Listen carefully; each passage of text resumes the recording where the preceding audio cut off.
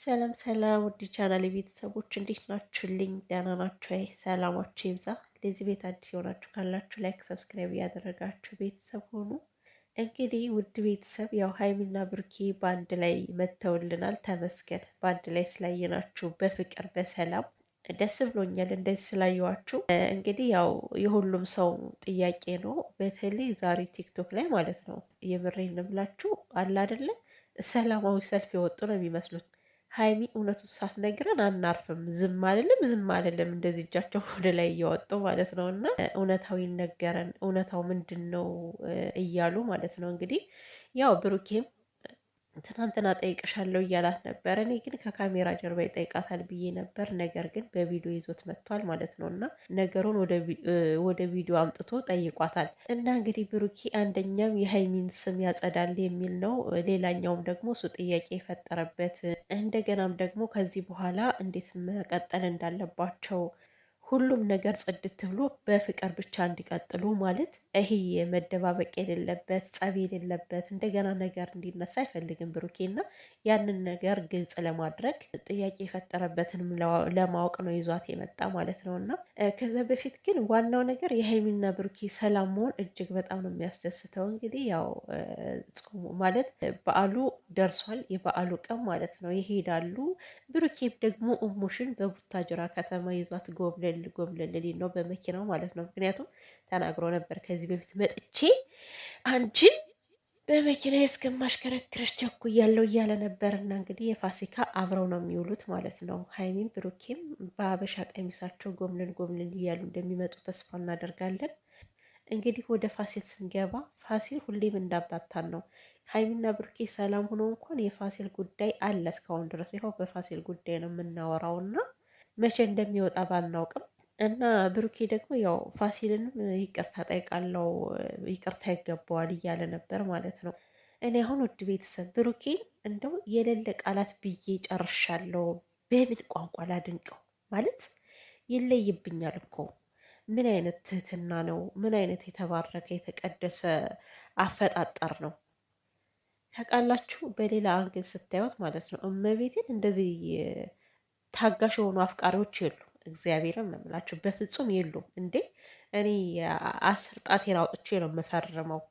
ብሩክ አሁን በሱ ቤት ተናደድኩኝ ግንፍል እያልኩ ነበር እያለ ነበር። በፍጹም አልተናደደም። አሁን በዚህ ነገሮችን በእርጋታ ለማለፍ ነው የሞከረው እና እኔ ምን ልበለው፣ በቃ ይሄን ልብህን አይቀይርብህ ብሩኬ። በጣም የተባረክ የተቀደስክ ሰው ነህ፣ ትለያለህ። እሙሽ ግን ማለት ነው እንዴት ብላ ብትመረቅ ነው ብሩኬን የወለደችው? የምሬን እኮ ነው የምላችሁ። ማለት ይሄማ ከላይ መርቃት አለው።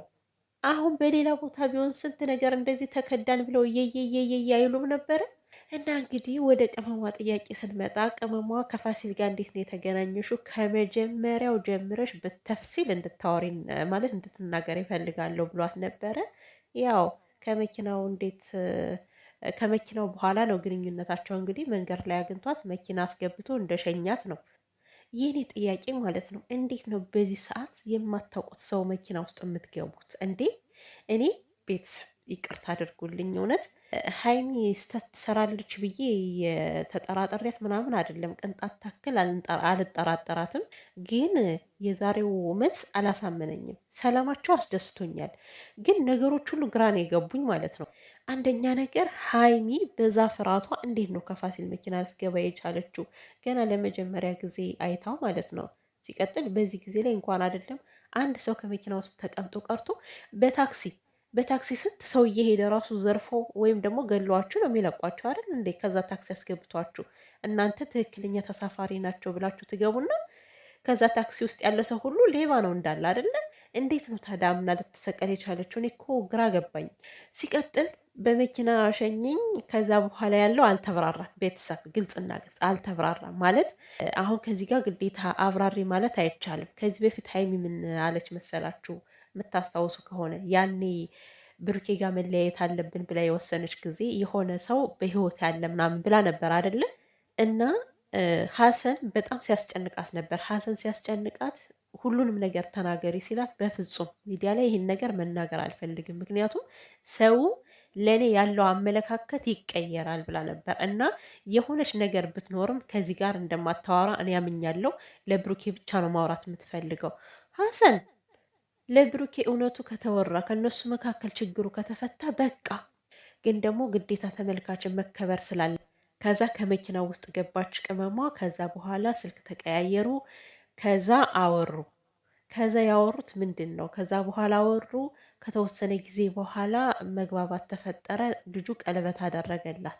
አሁን ሰው ፕራንኩ ገና አላለቀም፣ ፕራንኩ ገና አላለቀም ይላሉና ፕራንኩ እንዲቀጥል ነው እንዴ ፍላጎታችሁ እናንተ? ግን ማለት አልገባኝም እኮ ፕራንኩ ገና አላለቀም ገና አላለቀም የሚል በጣም ብዙ ቦታ እያየውኝ ነው።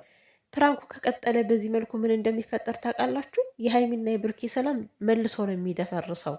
እና ምንድን ነው ከዛ በኋላ በቃ ቀለበት ሲያደርግልኝ ከጓደኞቹ መካከል ላለማሳፈር በሽን ምክንያት ተቀበልኩት አለችና አንዳንድ ሰዎች እኮ በደካማ ጎናቸው ይገባሉ። ሀይሚ ለልጁ ብላ ቀለበቱን ብትቀበል እሱ ደግሞ ደካማ ጎኗን ተጠቀመበትና ግን እንደ እውነቱ ስንናገር ደግሞ ቀለበት ከተቀበለችው አንድ ሴት ወንድ ምንድን ነው የሚያስበው? በቃ ተቀብላኛለች፣ ባትቀበለኝ ኖሮ ቀለበቱን አታደርግም ነበር ብሎ ያስባልና ቀለበቱን ስለተቀበለችው ነው ከቀለበቱ በኋላ ነገሮች እየገነኑ ፍቅረኛ ልክ እንደ ፍቅረኛ አክት እያደረገ የመጣው ብላለች። ቀለበት ለማድረግ ከወዲሁ ገና ብዙ ነገር ይጠበቃል። ገና ብዙ ነገር ማውራት አለባቸው አይደለ? ስለዚህ ከቀለበቱ በፊት በጣም ብዙ ነገሮች የተወሩ ነገሮች ሊኖሩ ይገባል። ዝም ብሎ ይሄ የቃቃ ጨዋታ አይደለም እኮ ቀለበት ማለት። እንደው ተነስታችሁ ሚስቴ ባሌ እንደምትባባሉት ድሮ ቃቃ ስንጫወት ምናምን እንደዛ ነው ያደግነው አይደል? ይሄ እኮ ህይወት ነው አይደለ? እንዴት ብቻ ውድ ቤተሰብ ፋሲል በሀይሚ በየዋህነቷ ነው የተጠቀመባት በነገራችን ላይ እና እናንተ ደግሞ ህይወትና ይሄ ሸም የሚባል ነገር መለየት ግድ ነው አይደል እንዴ? በህይወታችሁ ላይ ሸም የሚባል ነገር ሊኖር አይችልም። ብዙ እኮ ሸም የምንየዝባቸው ነገሮች ሊኖሩ ይችላሉ እኮ ማለት እያወቅን እንዳላወቅን ብለን የምናልፋቸው። ይሄ ደግሞ ቀላል ነገር አይደለም። እኔ ውድ ቤተሰብ ማለት ተወዛግቤ ያለውኝ በሀይሚና በብሩኬ መካከል ምንድን ነው ያለው እንዴ? አሁን በሀይሚና በብሩኬ መካከል የሆነ ነገር የለም ብለን እንዳናስብ። እንትና ማን ነበረች? ማሂ የተናገረችውን ሰማችሁ አይደለ? የጓደኛህን ባል የተመኘች ሴት ነች ብላ ስትናገር ሰምታችኋል። ስለዚህ እኔ እኮ አሁን ብሩኬ ነው በኋላ የመጣው ፋሲል ነው በኋላ የመጣው እንዴ? ማለት ከብሩኬ ጋር ከተገናኘች ሀይሚ በጣም ቆይታለች። ከዛ በኋላ ሀዋሳ ሄደው ተዝናንተዋል። ደብረ ዘይት የነበረው የፍቅር ጊዜ ማለት እኛ ፍቅር ነን ብለው ገልጸው ባይናገሩ ያሳለፉት የፍቅር ጊዜ ያ ሁሉ እያለ ቀለበት ያደረገውን እንዴት ነው ዝም ሊል የሚችለው? በእርግጥ ሀይሚ እንደተናገረችው ቀለበት ካደረግን በኋላ እኔ ላንተ ብዬ ነው እንዳላሳፍርህና እንጂ ላንተ ስሜት ኑሮኝ አይደለም ብዬ አስረድቸዋለሁ ብላለች። ስለዚህ ፋሲል እየዋሸ ነው። ፋሲል 100% እየዋሸ ነው። እሺ ሀይሚ በሸምም ይሁን በምንም ሳታስበው ልጁን ላለማሳፈር ጥፋት ነው። በቃ ጥፋት አጥፍታለች። ጥፋቷን አምነን እንቀበል እና ፋሲል እና እሷ ተነጋግረው ነገሩን ከጨረሱ በኋላ አሁን ፋሲል ከእንደገና ምንድን ነው በቃ ባለፈው የሆነ ሰርፕራይዝ አለ ምናምን ምናምን ተብሎ ሲወራ እንደገና ነገሮችን ለማበለሻሸት ነው የመጣው። ቤተሰብ ማለት እኔ እንጃ አንዳንዴ ለማስረዳት ራሱ ግራ ነው የሚገባችሁ።